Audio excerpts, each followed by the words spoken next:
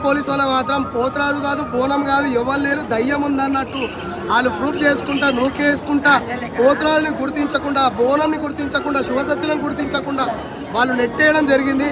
అందు విషయంలో పోతరాజులు కానీ బోనాలు కానీ ఎలాంటి ఆటపాటలతో కాకుండా ఆ అంగరంగ వైభవం పోయి వాళ్ళు బాగా చిందించుకుంటూ ఆడుకుంటూ వచ్చే పోతరాజులు కానీ బోనాలే కానీ ఎలాంటి శబ్దం లేకుండా సైలెంట్గా రావడం జరిగింది. ఇలా ఎన్నో విధాలుగా అడగడం జరిగింది. ఆయన ఎస్ఏఓదో సిఏఓలో ఎవరు అర్థం అవ్వట్లేదు.